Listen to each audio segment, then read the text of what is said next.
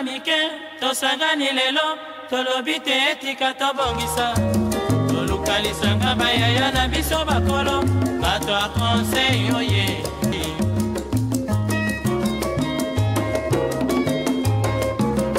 kobongisa mboka eponi motu te moto nyonso. Très bien, beauté, ndeko balandi ya magazine Jeune en Action, plaisir eza ya koyeba ke bozali ebele liboso ya baetando ekena bino pona kolanda magazine na bino toza na plaisir ya ko présenter yango biso basali na bino mukolo ya lelo. Lelo tozali na maître Arnold Kidiombo azali bongo fédéral ya SID na matete nende to négocier to analyser par rapport ya masolo ebele bobi ke 13 ans déjà jour pour jour parti ya SID isala créé to solo yango awa to solo masolo élection bobi batu nyonso misu na bangiza focaliser na 2023 na maponomi to solo yango également awa to solo pena révision ya constitution ou eza proposition ya bayi politique mususu to zapi makanisi ya bandeko pondeko maître Arnold azali aza juriste a pesa makanisi ta que juriste et puis a pesa makanisi ta que politique parce que aza ko appartenir na parti politique moko na yende to robeta masolo pourquoi pas to beta masolo tourner ya mwa mboka Martin Fayulu na mboka ya Boende tous on rubrique info de la jeunesse ma tous on peut continuer. Très bien, merci beaucoup Wanzaki rubrique info de la jeunesse, merci na Cordon Tsumbu Lutumba, merci na Zoengaba Wazaki Ngambare ya régie, merci pour bandeko o ba réaliser info de la jeunesse ndeko Noela Bolumbu ndeko Laetitia Masiala na bandeko nyonso o ba réaliser rubrique ya info de la jeunesse o matondo mingi na nosaki bino tozana maître Arnold Kidiombo aza avocat et puis coordonnateur ya SID Matete donc on appelle ça fédéral bon baza la fédération te bon ba coordonner randé yé na ngambo Matete yé ni mtazo ko coordonner SID na commune ya Matete mbote mona mboka mbote. Merci les journalistes, merci pour ndenge invité ngai lelo donc ils ont honneur mingi naza liboso ya ba téléspectateurs pour na ko sope occasion ya ko éclairer opinion. Très bien, eza esengo ko yamba yo mukolo ya lelo o beti la biso no masolo ya ni to SID et uti ko fêter 13 et uti ko fêter 13e année nango depuis ezala depuis existence nango. Comment vous fêtez dans 13 ans nanano maître Arnold Osali combien d'années dans 13 ans il y a SID vous fêtez 40e année dans SID. Oui, merci beaucoup. Ngai na SID depuis 2015. Je pense 2015 activité moko munene selimaka ezaka na initiative ya président élu Martin Fayulu. Et l'on a bandeko yo bazaka à l'époque na opposition pour na côté les mela changement ya constitution. Il y a eu la ville de Kinshasa qui a été paralysée pendant 3 jours. Alors événement wana et touché nga makasi.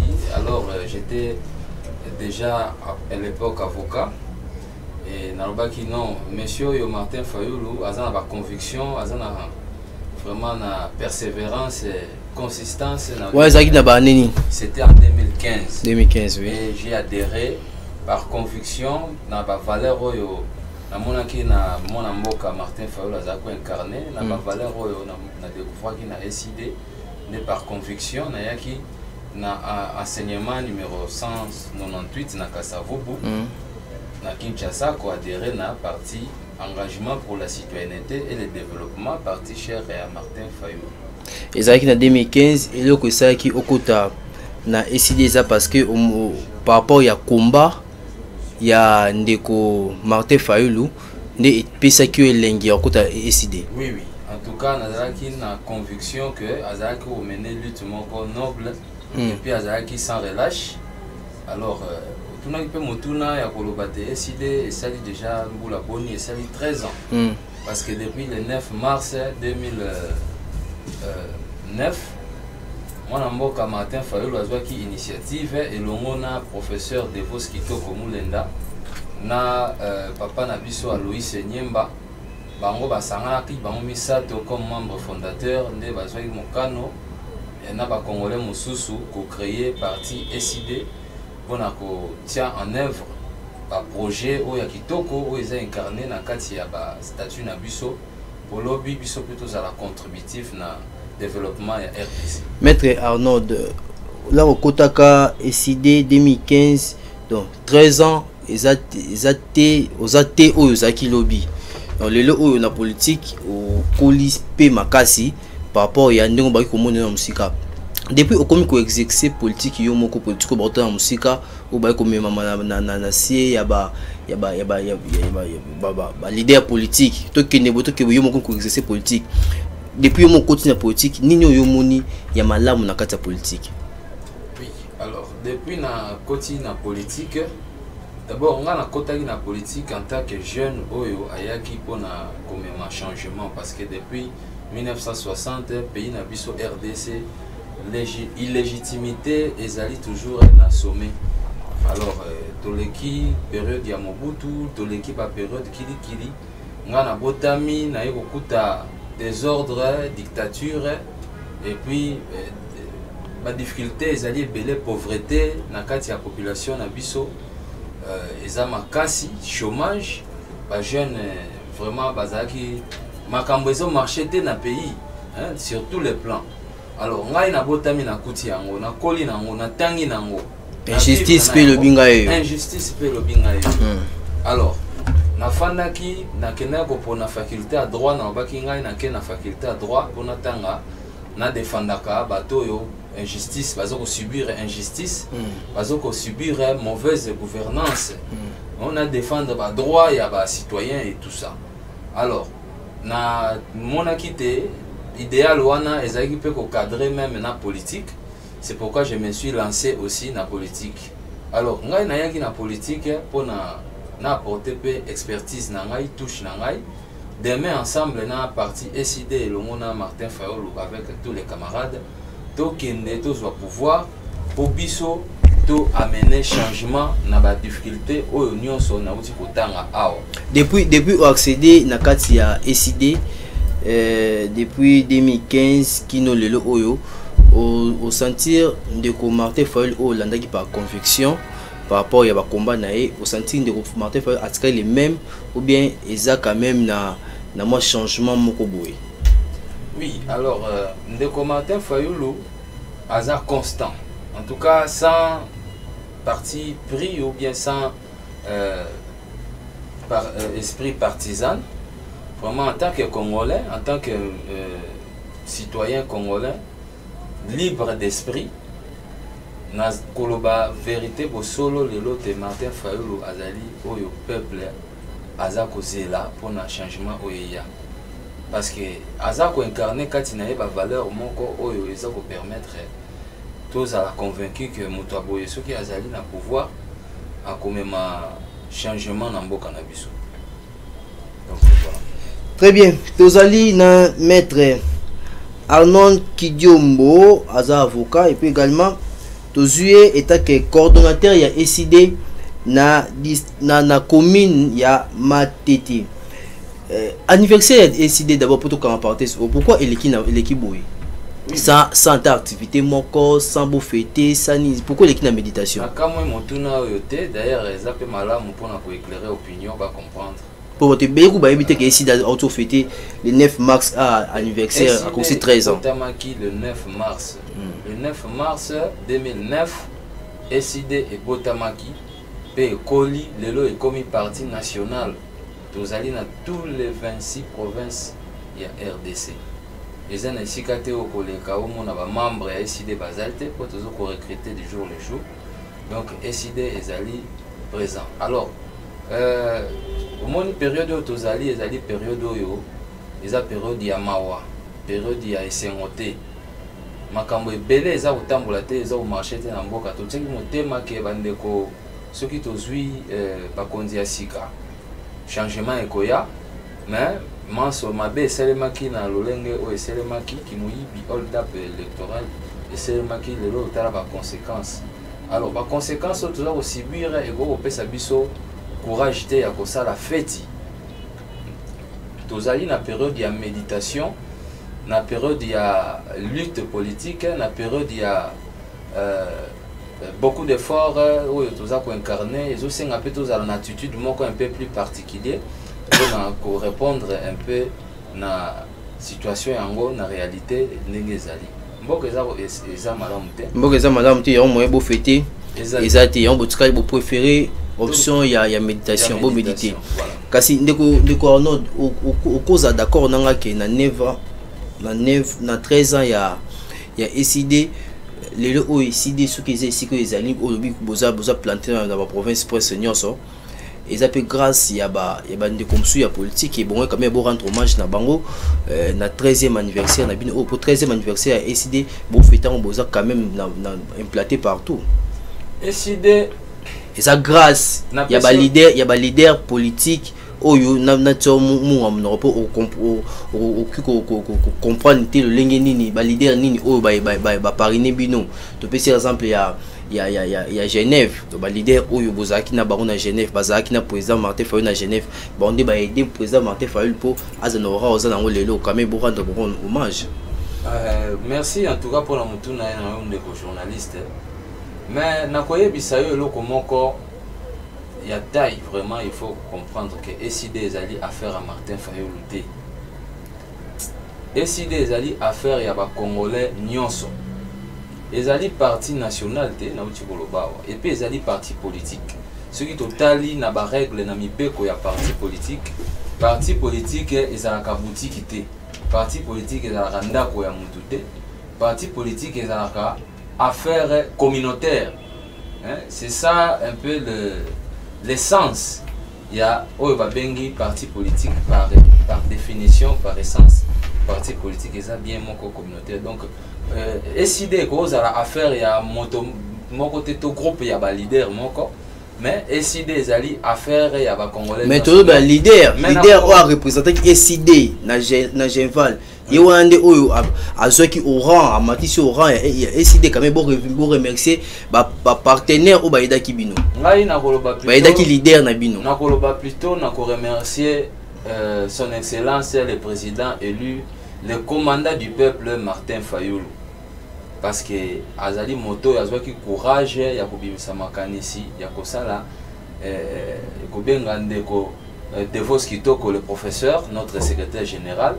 Na papa Aloïs Niemba de yende bango nde bazali bato yo nazali censé ko remercier parce que ni tete bango parfois je ne serais pas dans ces groupes, dans ces partis politiques babengi SID parce que ezali quand même originalité na bango mais affaire ya bandeko oyo mususu kuna bon ça c'est la politique kolobate que leader na biso parce que asangana na bango qu'il n'avait rien apporté dans le groupe na bango wana. Non, Martin Fayulu azalaki déjà candidat na biso SID, tous avez des partis politiques sans dépendre de cela. Au dynamique de l'opposition et proposa qui. Voilà.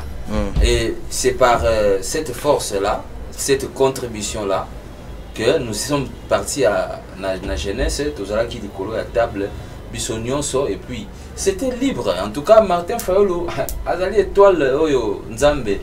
Atiaki déjà bakangaka mon PPT étoile soki nzambe asi asali étoile na ye c'est vrai bamusu bakoyoka zuwa bakoloba bakosala boye mais soki déjà nzambe asi asali déjà likambo na ye apongisi plan na ye moto moko te na mokili atelemelaka yango tozalaki na Genève basalaki élection elekanaki na démocratie baforcaki mpe motu te talanga balider wana bazalaki wana na carrière na bango nani oyo bakocorrompre ye nani le président Bemba, le président Katumbi,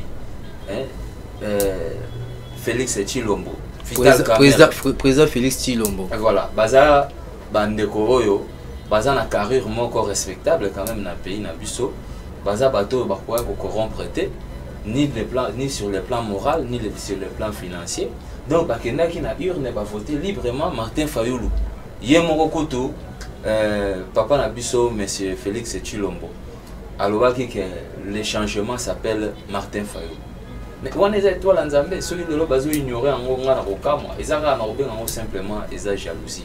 Ceux qui y a solo vraiment to incarner la valeur, donc quand la démocratie na Congo a.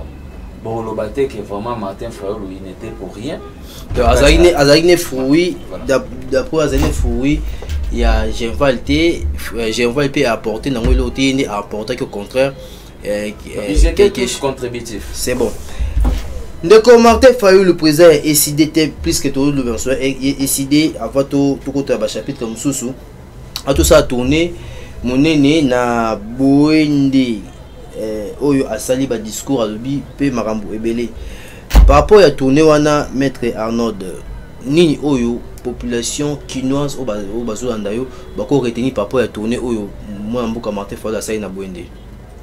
Oui, le commandant du peuple a kendaki ko solana population ya boende a kendaki pona ko exprimer d'abord remerciement na ye na soutien oyo ba soutenaki ye na l'élection oyo elekanaki oyo abimaki na 62% oyo aganyaki na large majorité akende ko remercier mikolo yo toza kusala activité ya implantation ya parti déjà un cadre implantation ya parti pona ko profiter pe ko tia coup de main na bandeko oyo baza ko bundela peuple oyo bazali pe kuna na compte na biso ya SIDP à la Muka.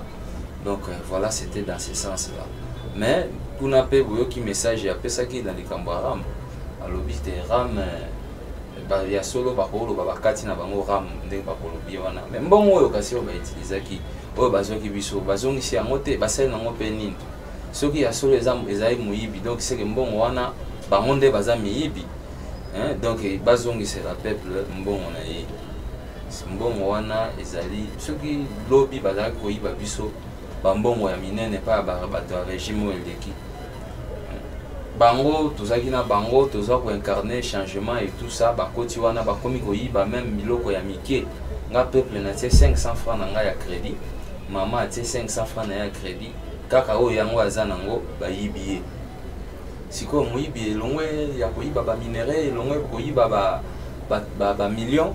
Et comme il y a même petit peuple, mais finalement, moi je pense que le discours à président Nabouende est très clair. Il a dit que changement, il faut peuple à télémarquer pour faire la population miso. Otoye bakke, tous a déjà prêt au bon gama. Seni, il y a les aliwana, les a seni, les ont sa fraude, les ont sa mouyibi.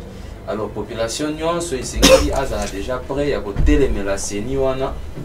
Pote bas réforme ou tout ça aussi na consensuel et ya nandenge ya sincérité nyonso poto kene na maponami ya malamu ndeko Arnold bino SID boza prêt pour na kene maponami ya 2023 biso SID tozalaka déjà prêt bango nde bakimaki élection parce que kima élection ya malamu toza déjà prêt soki boza prêt pourquoi télémi la CENI ou déjà ibandi de Moussala ou déjà fait des routes na bango ya Moussala déjà ba présenter qui pourquoi pas kotikala na sima ya CENI et puis ko ba déjà ko préparer ba base na bino lio kotikala sur na ba attaque ba CENI ndeko oyebi na 2018 to sala ki ba élection na 2006 na machine à voter au bobo yaki na 2011 to sala ki ba élection janvier na 2006 peut tout ça qui est élection 3 cycles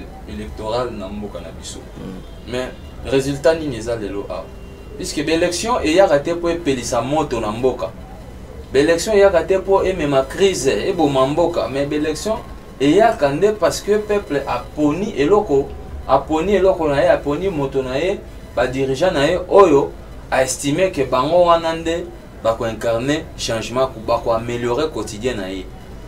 Les exercices sont encore très nobles parce que les résultats nango ils s'attendre nango les résultats toujours très positifs mais au biso tout ça au monde élection au lieu ya kobongisa yango ndeze ya kobebisa élection tango bimi bosali élection balobite tolingi champ ya vérité des urnes o tout ça koganga lelo ezonga lisusu te ba difficulté ou ils ont à l'issouté c'est pour l'élection à malamu l'élection à malamu pour s'organiser il faut d'abord la base ils a bien déjà posée d'abord loi où ils allaient faire fonctionner CENI oyo bavotaki na parlement ezali loi moko taillé sur mesure. Ezali loi moko babongisi yango selon intérêt partisan. Batie ba disposition na kati babakisi ba poste na niveau à bureau ebele et puis ba politiser même seni yango. Modèle oyo mode d'accès oyo basali pona te batuba ya ko gérer seni yango. Vraiment les partis politiques ont vraiment une mainmise extrême na kati ya processus ya désignation ya animateur ya seni. Et ça déjà kaka toujours répété kaka ba même méthode oyo ezalaki avant oyo ebimisi pe ba kao wana oyo ebimisi na élection wana oyo tuza ko s'attendre que ememela biso changement. Mais pourquoi encore forcer à aller toujours avec les mêmes méthodes? Mais peuple congolais azolanda biso awa na etando ike. Il faut comprendre que ceux qui toza ko réclamer loko utilité nango ezali, il faut comprendre tina nini biso toza réclamer toza prêt pour aucune élection, ne vous en faites pas. Nous faisons le recrutement ya ba membres chaque jour na ba section na biso na ba commune et partout. Toza ko organiser parti na biso ko implanter yango na ba chaque coin tout ça ba cellules et consorts. Vraiment visibilité ezali pe kolobela ko tout. Nous avons des places de résistance bande ko baza ko animer éducation citoyenne ezali ko pesama. Mais place de résistance seront en deux à parlement debout. Oui, biso vous en parlement debout mais place de résistance. Tous en place d'éducation citoyenne et de résistance. Vous en parlementaire. Oui, ce sont des coins à niveau à capitale. Oui, sika na lolenge batu basanganaka pour échanger un peu sur actualité politique. Et puis qu'on soit un peu éducation parce que biso ba parti politique tous ali censé ko éduquer population. Oui ça vraiment té dans ba parti politique on besoin. Oui biso to innover. Soko ki na ba place na biso par exemple na quartier 3 na Masina okuta kuna vraiment bande ko baza ko animer ba animation politique zo salema et puis baza ko éduquer même population côté na kati éducation na soto na caméra cachée. Pour ça, tu as une caméra pour boucher un message. Tu as une caméra cachée, tu as une caméra vis-à-vis de l'autorité. Non, en tout cas, nous sommes un parti de valeurs. Tout ça vraiment dans l'éducation. Mon papa Nabiso Martin Fayolo a été à Kabiso chaque jour et l'on a professeur de Voski Toko. Donc, tout allez bateau, tout ça parti mon corps des cadres, parti des masses avec tout le monde, mais vraiment avec un programme de formation vraiment très organisé. Nande Konabiso Adrien Malenga, où Azali pour former les cadres chaque jour à l'embaté na partie. Donc, biso tout ça vraiment wana tout ça la tâche na biso nenge sengé. Très bien, vous savez la tâche na bino. Élection et ça koya biso to kenderango mais il faut quand même pas bongisa na nos réformes ya seni et puis loi électorale pe ba bongisa yango malamu parce que modèle wana na ko baksa ke ba biso tout ça bato boso to singa réforme on a ça ko répéter na plateau awa biso parce na yo ki yango déjà na yo ki même l'ancien gouverneur ya banque centrale Masango aza ko senga pesi moi ndenge na ya moneli faut réformer ça le consensus tout ça est-ce que élection non élection il faut dans les délais constitutionnels déjà à partir il y a 3 mois avant décembre avant janvier 2024 3 mois avant la constitution lobby il faut déjà convoquer corps électoral donc déjà à partir il y a 9e mois il y a 2023 il faut déjà tout ça déjà prêt à reconnaître la urne pour voter on est allé moto à côté à Zokamba aloko alinga ki azala wana kamba mais il est censé savoir que dans 5 ans élection fait à organiser. Et puis il faut alinga que il y a outil sika oyo pasi ya population ezalaki il faut quand même comprendre que non population azal susu na besoin ya to l'exara susu ngongate na babiloko wana ba dialogue banani tout ça non eza eloko contraire bino boza ngo posa na biso toza na posa ya likanisi oyo boza nango ya consensus ya ba réforme voilà ezalaki pona kovanda tout ya table moko koyeba kokabola batâche oyo bao bakene boye et puis bino pe la muka bokota na seni bokota ni mais nyonso eza bozo koluluka ne lolenge nini bokota na kati ya masolo bos travailler et le ngona ndeko Félix Tshilombo oyo yazolinga te oyo yazolinga tokini na maponomi biso tozali na projet ata mon côté ya ko diriger ensemble na UDPS na ndeko Tshilombo parce que bazali na makamu na bango eza na kati ya désordre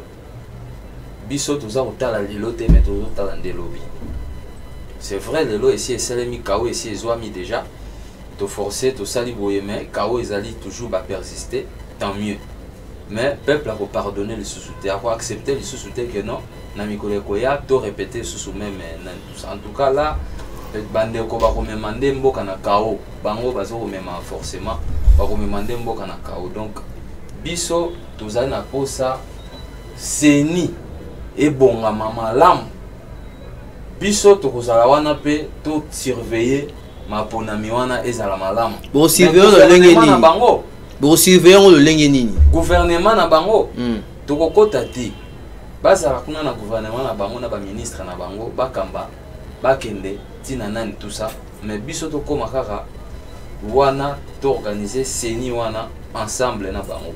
Donc c'est ça. Très bien, bon organiser Seni ensemble.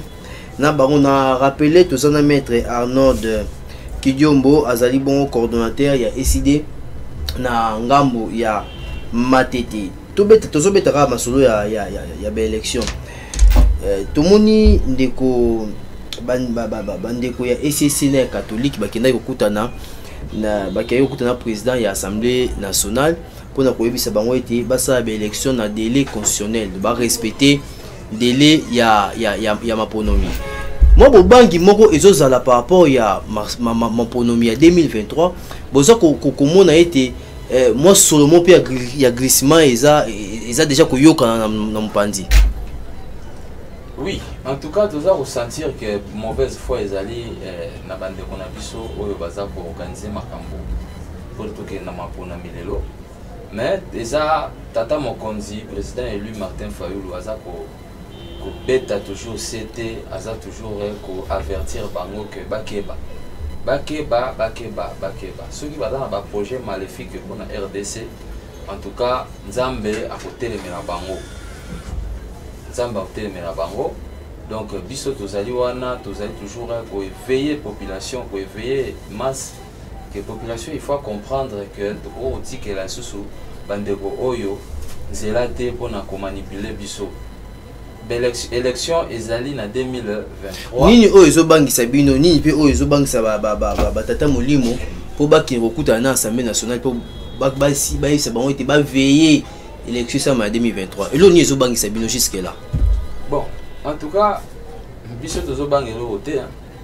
Toza ko banga ata eloko mon côté parce que toyebi que biso toza na peuple na simana biso. Mais so bozo banga te pourquoi bozo ko marquer toujours que élection faut ça ma délai constitutionnel. Élection faut ça eloko oyeba inango déjà bat nyonso ba que ba konza mboka na ba nyonso ba bato baza enseigner ba que élection faut ça ma délai constitutionnel. Mais parce que au moins ndeko ceux qui balobaka nini ceux qui omoni ndoki belela ndoki yango nde nani yo bomoni bozo belela yango nto zingo toyeba ndoki ezali bandeko oyo baza ko s'organiser pona komema glissement na mboka na biso nini ezo yasika ba glissement parce que baza na mauvaise foi balingi ko organiser makambo kaka na modèle oyo kala modèle oyo peuple ye moko esika azali ayebi que modèle wana yango ememi kao lelo ba méthode ya sika balingi kozwa yango te balingi te tozwa quand même lolenge mosusu ya ko regarder organisation ya élection na biso na uti déjà koloba awa que élection à 2006 ezaki kao toko ko sala te de sorte que transparence se renforcer sous de plus toko ko sala te que neutralité et se renforcer sous de plus na kati ya seni wana. Est-ce que nécessairement un parti politique il faut pas na kati ya bureau ya seni pour bangonne ba organiser seni ba parti politique ba représenter ba parti politique vous au moins que likambo wana yango memaki corruption na seni na 2006 parce que mutu nyonso aye wana a benda singa pona ngambo ya parti na ye ya mimi boza posa botia batu na bino Biso toza na posa batu na biso na pesi nga pona ngam na bino. Biso toza na posa batu na biso bazala na bureau o ezali ko diriger o ezali na ba décision te na CENI. Si peut-être à la rigueur nous pouvons être na assemblée plénière, ça va encore parce que les décisions, les grandes décisions c'est les bureaux. Mais nous voulons que pour garantir que l'œuvre humaine n'a jamais été parfaite, mais au moins ceux qui lobby de renforcer la sécurité, n'a 10 soldats et simbité, demain il faut quand même tout un certain nombre, il y a des soldats ou bien il y a des méthodes. Hier, tout ça qui bureau à CENI et ça qui n'a pas représenté à PPRD Nakati et FCC, représentant il y a MLC, il y a INC, IDPS et consorts, tout ça, ils étaient là au bureau, église catholique, église, et ça qui peut wana, société civile, et ça qui peut wana. Mais vous avez constaté les partis politiques se sont arrangés à ce que Bangonde Baleka, bateau et Bazali censé que ça naître nebelé. Ça c'était fait en 2006 et ça a été en 2011. Mais le résultat est chaotique.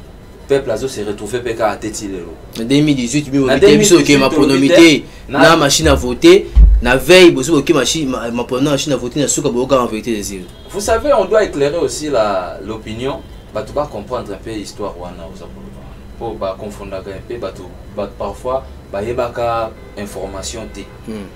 Quand nous sommes allés dans la dernière minute pour faire la table, na Corneille Nanga, na Bandeko Bazako Kamba l'époque, nous nous sommes convenus.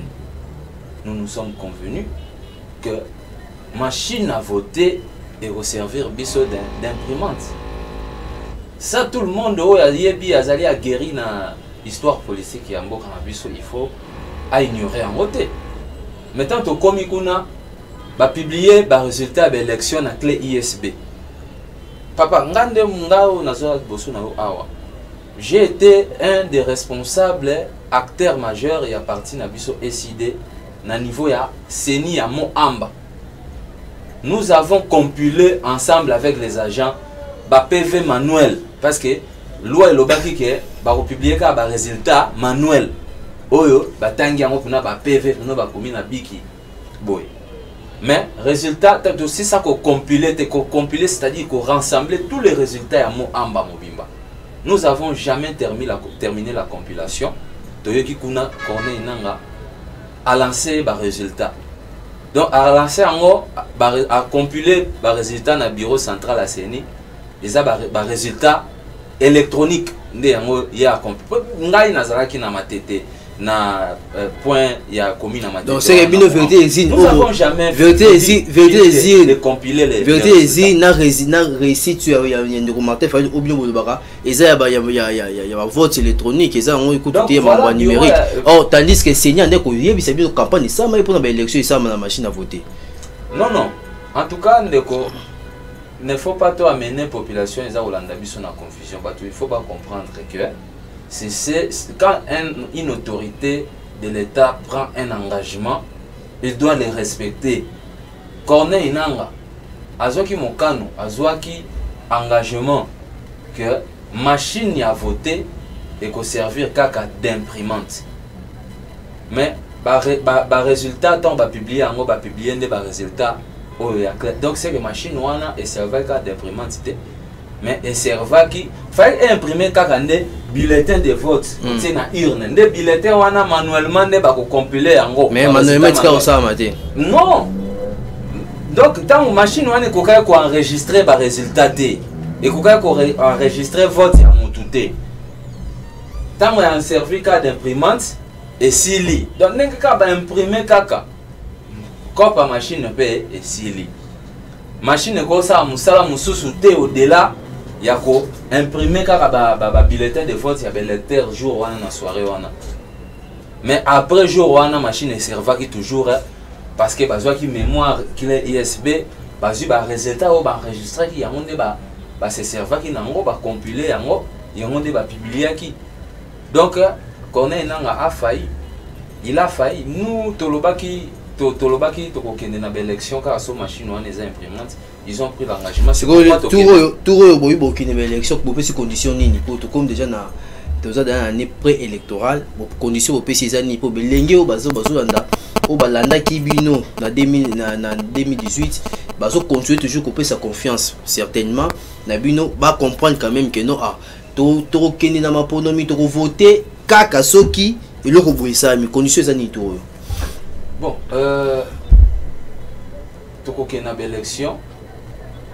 l'élection, il faut seulement dans les délais constitutionnels, conditions liboso ya mwana. Et élection à partir de septembre 2023, il faut déjà convoquer biso. C'est ni oyo bako réformer yango na ba condition ya sika ya malamu. Oyo bureau nango et kozala largement composé par la société civile et l'église. Donc, bon, ça n'a nous loi, où ils ont organisé CENI, loi wana et l'obate. Bureau à CENI et la kaka, où bazali na niveau ya l'église et puis la société civile. Biso ba parti politique tous ont na plénière. Donc, na condition wana nde tokokene na maponami parce que maponami wana au moins ko garantir biso quand même résultat moko façon moko ya sika ya organiser makambo ndeko Arnold Kidiombo na rappelé azabongo mokambi coordonnateur ya ECD na ngambo ya Matete. Ndeko Arnold Kidiombo, est-ce que élection ezapi moko ya biblio ou ya biloko ou za mutuya na mboka maponomi? Oui, bien sûr que l'élection est allée loko ya mutuya makasi na mboka parce que yango ende ezali seule occasion au peuple dans l'ensemble à kozwa pour décider pour la mboka na biso. Depuis tu as dit que l'élection na mboka déjà tout changement déjà ni tout kuta nango. Depuis tu bandi déjà que l'élection na mboka.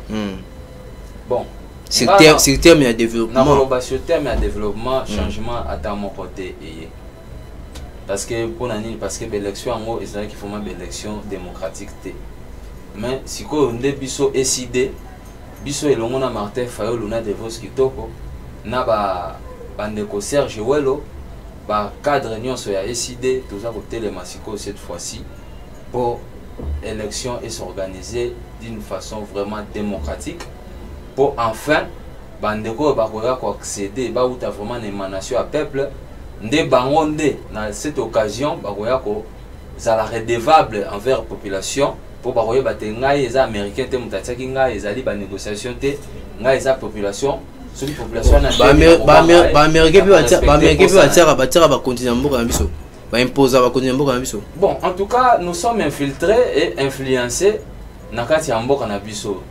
Mundele mopaya azali ko lukape asala nyamu ozomona même na est ya mboka na biso les multinationales baza kotonde belé kuna ko yiba ba minéraux na biso ko influencer ba politiciens na biso ko influencer armée ko influencer ba pays voisins pour na ba agresser biso ozomona que immixtion étrangère ezangité na katia mboka na biso. C'est pourquoi souveraineté na biso peuple congolais il faut peuple ayeba que intérêt na ezali yako garder souveraineté na ye. Très bien. Donc voilà. Peuple yeba intérêt na ezali regarder souveraineté na yo tozali na maître Arnold Kidiombo nde na lobaki aza coordonnateur ya ECD na ngambo ya Matete ba baza ba fédération te baza ba coordonnateur donc bazo yenda so coordonner baza na section. Baza ba section Matete coordonnateur nango azali. Donc section c'est quoi? Ah, section Matete coordonnateur nango nde maître Arnold. OK. C'est différent ba chaîne na ba partie belé. Là c'est bien. Tout changer chapitre tout bête surtout sur ma solo ya révision la constitution après tout ce qui ça émission mko lelo ministre monsieur déjà ils a ko poussa maître Arnold obi et le côté ça qui motiva qui au côté dans la politique en 2015 au côté dans ECD 2015 et ça parce que opposition l'époque là ça qui activité moko boye pour un changement pour na télémé là ko boye côté bato bazana pour se rechanger constitution nini oyo monaka ya malamu etake mutami beko nini oyo monaka ya malamu na constitution ya mboka na biso. Bon constitution na biso eza na makambo ebele ya malamu mais eza pe na makambo mosusu mpe oyo esengeli babongisa oyo ezali vraiment adapté te mais makambo ya malamu na komona te à partir déjà ya article 12 ya constitution na biso 13 14 et consort ebongisi badroit mpe baliberté ebele mpona bacongolais notamment droit ya kovoter ok, quand même, élection. Voilà. Vous avez un intérêt dans le politique. Droit, déclaration universelle, il y a droit de l'homme. Oyo, Nations Unies, Atia, na biso. Et Zali Kobongi, ça va droit et la liberté à les citoyens. Et biso en tant que pays, Oyo, Tozali pays à droit. Dans la constitution, na biso, vraiment, ba droit et belé. Oyo, peut-être, si on a dit qu'il faut émission mobimba, mais. Oyo babongisa eza ko garantir mais seulement que ba droit yango il faut sikoyo politique moko ya malamu pona ko appliquer ezala appliquer droit ya parité par exemple un article 14 na biso présomption d'innocence un article 17 doza na ba droit ebele lokola moto soki bakangi il faut azala informer na ba droit na ye zoma ba policier ebele awa na mboka ceux qui bakangi motu toke kaka oye bango kaka kuna na tout ça non si okangi nga déjà roulage à télémission asi akangi yo ndinga sa arrêté yo wana il faut yebisa yo article 18 na biso la constitution lobby il faut yebisa yo tina nini akangi yo tu as le droit d'être informé du motif de ton arrestation. Alors il faut vulgarisation à makasi et salema vraiment politique moko ya makasi et salema po ba droit et na ba liberté wana ezala vraiment respecter ezala appliquer. Pour ezala appliqué kasiba oya mabe kasi oya mabe zani. Oui, na kati ya constitution na biso bon. Lokola par exemple na monaki révision au basali awa dernièrement balobi te toza tokende na maponami kaka na tour moko. Déjà eza mabe. Eza ko réduire ba chance ya ko élargir le champ ya démocratie, jeu démocratique et se restreindre un peu. Il faudrait tous en une jeune démocratie, il faudrait bâtir un exercice un peu plus large pour permettre quand même un toilettage et seulement un peu plus mieux. Alors, tant que vous avez tour mon corps, et qu'obligé la coalition et tout ça, les gens ne sont pas encore habitués à toutes ces choses. Il faut malem et zaki na lomba mingi batia ki to keneka na tour moko parce que tour moko tu déjà donc bokeika bongo o a gagné à poli. Mais alors étant sous o a gagné on a boyebi conséquences les loyo ndeko Martin Fayulu a qui 62%. Toujours à souvent tous les cas déjà tous les cas déjà étape wana. Voilà. Alors tokoloba mabe mususu ezali ba refusaki constitution balobi que ngana avocat parquet est commis sous injonction ya ministre alors que constitution en 2006 tant bazwaki yango balobaki que pouvoir judiciaire ezali indépendante. Cette indépendance wana ya pouvoir judiciaire ezalaki malamu lokola bazwaki pe parquet batie yango na kati ya pouvoir judiciaire vraiment totalement. Lelo ce que tali na constitution na biso à partir de l'article 153 mata au komona ke ba organiser pouvoir judiciaire mais pouvoir judiciaire en gros ba revoir ba lobi ke bien que justice pouvoir judiciaire ba parquet ba tribunaux na ba cour ezali autonome ils ont dépendre na gouvernement te ba juge bazali autonome ya kozwa ba décision na bango mais au komona côté ya parquet ba lobi parquet ils allaient sous injonction ya ministre de la justice. Alors, ministre de la justice a un membre du gouvernement. Gouvernement ils allaient pouvoir exécutif. Ils allaient pouvoir à part. Parquet ils allaient pas membre ya justice, il y a pouvoir judiciaire, conseil supérieur à la magistrature. Donc au moment de la manipulation peut combien le gouvernement nanzela ministre de la justice on utilise tout le monde. Bon finalement on commence à donner des injonctions aux magistrats du parquet, moyen vraiment à la la liberté, ça aussi, c'est ça, point où il faut pas revoir la constitution.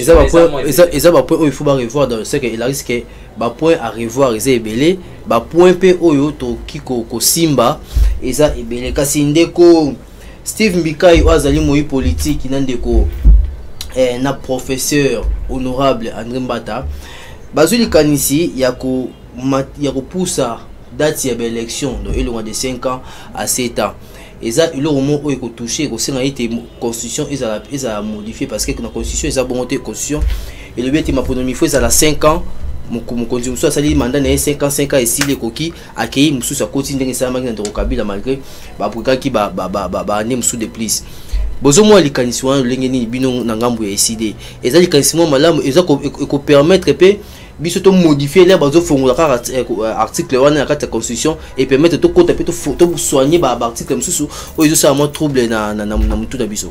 D'abord pour na ko kende karambango na mukuse il faut yeba que tozali en état de siège na mboka na biso constitution mboka na biso elobi malamu clairement que na période d'état de siège ba ko réviser été déjà il moko asi akangi déjà fongola donc moyen ya kokota na kati ya débat on ezati parce que toi un état de siège tout un état de siège va ko réviser constitution té mais peut-être on peut comment réviser quelques dispositions à constitution mais la révision modifier quelques dispositions à constitution bon qu'est-ce que dans cadre par exemple na au tanga mais pour réviser ko changer constitution to que non ma se rechanger té to juste comme Marambuya obi ko réviser oui quelques points il y a des articles oyo parce que article wana kaka na élection oyo lobi que non élection ça de 5 ans et comme de 7 ans et cause yango modifier en tout cas période yango eza yango té ba conséquence eza nini ba conséquence nango d'abord ezali que bango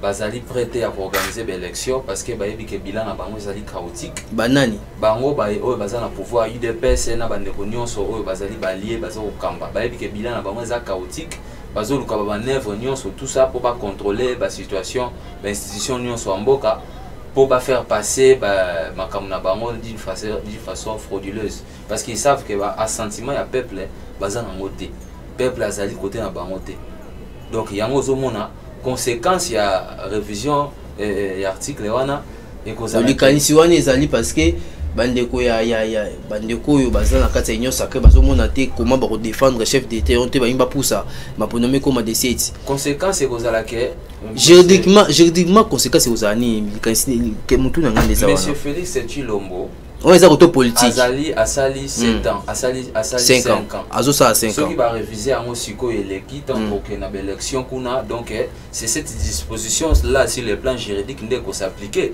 et là qui que mandat o ya ko zo tour et kolanda et aux ala ya 7 ans alors que des bilans na déjà chaotique donc 5 ans liboso ne ke na mai to bandi desco premier mandat na ya 7 ans non to changer république tozaka na république oyo tozana ngo sikoyo to changer constitution té balobi révision balobi té que to changer constitution à moins que na yoka te modifier ba ibo modification to changer constitution wana to koti na république ya sika on balaye tout makambo ebandeli nyonso à zéro mais ceux qui va changer quelques dispositions révision constitutionnelle c'était réviser quelques dispositions kaka na kati ya constitution très bien mais on n'a pas balayé la constitution mais bien sûr que bang ezani bon ezani ceux qui boy que bien vous un message européen à la population pour voter ndeko Martin Fayol va voter bien pour ndeko Arnaud Kidiombo na rappelé na signaler que Arosa appelé candidat na matete wana merci na matete wana donc Arosa candidat matete donc ozo banga na to un discours pour pesa population matete zakana bango na couleur wana ebi na ba venu wana ebi ozakana na bango na ba jeune na matete wana ozana bango ozo banga nini ke ba toucher point wana tozo banga eloko te mais seulement que tolingi makambo esalema tozo éveiller ka population bayeba que non makambo wana oyo bango bazo sala wana biso kuna tozate parce que eloko pe ko banga wana ezate mais seulement que eza utilité eza nécessaire te 5 ans déjà ça suffit 5 ans ekoki 7 ans déjà yo 5 ans au sali eloko te bon 7 ans ozolinga ozwa d'abord ozozwa on ndinga muyibi ozo contrôler ba institution nyonso CENI cour constitutionnelle tout ça et puis pour kaka obriguer mandat oyo peuple a kopesa yo te oyo kozwa nka na ndinga muyibi et puis finalement pe olingi mandat on peut OK dans 7 ans 5 ans déjà pas mbosali le côté mais ils a déjà danger pour na biso avenir na biso jeunesse ya Congo eza wapi bana nyonso matete bazolandanga esengeli bazale veiller pas comprendre que non intérêt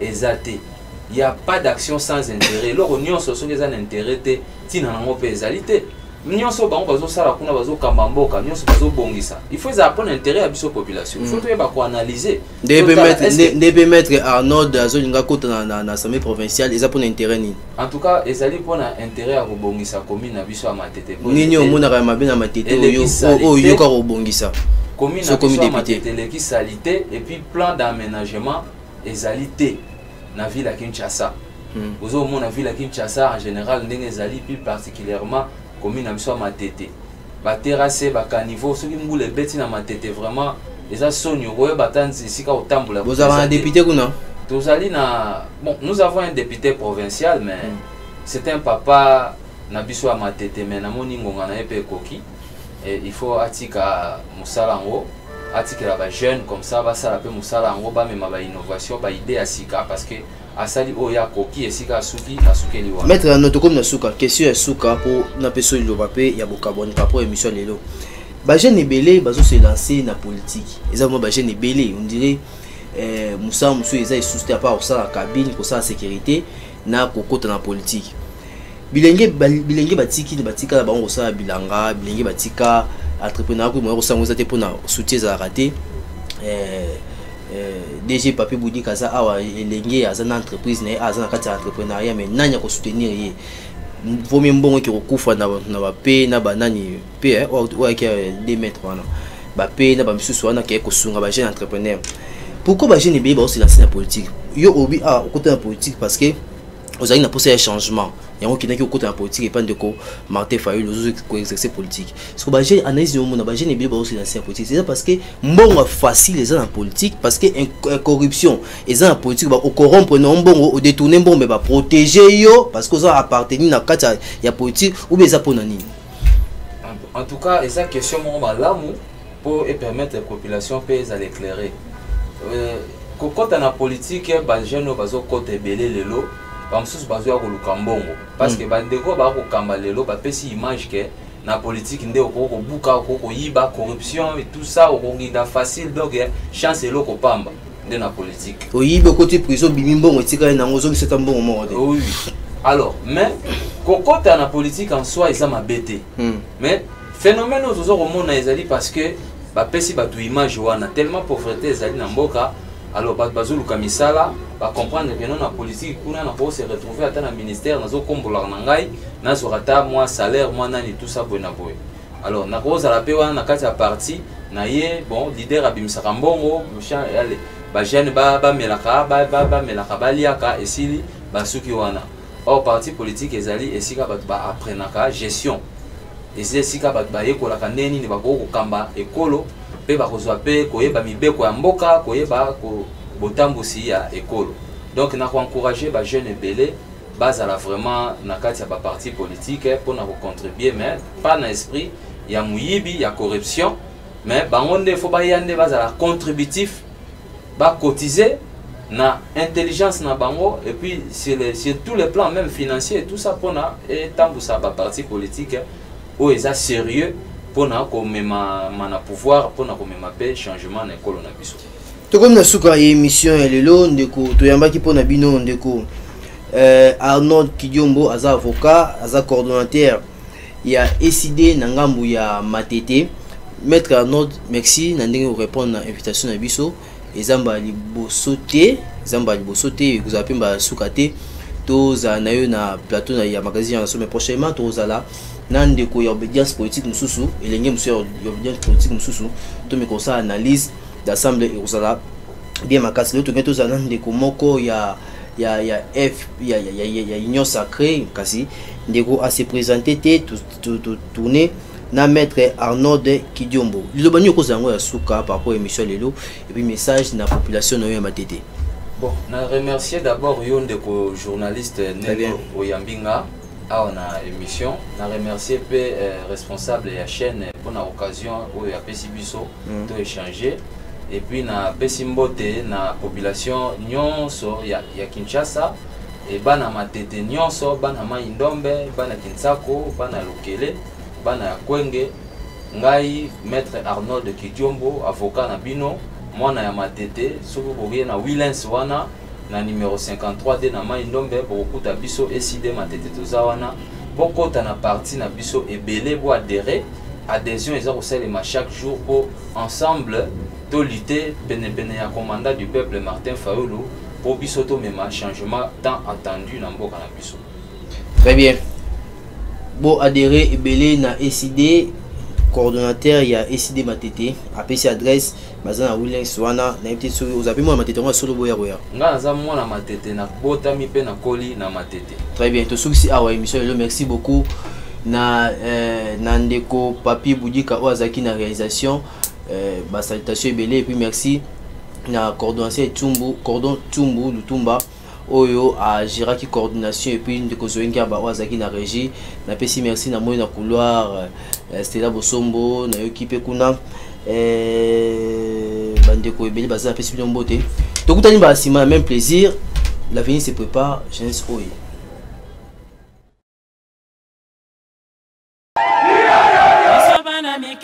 Tosangani lelo tolobite etika tobongisa tolukalisanga bayaya na biso bakolo bato a conseil oye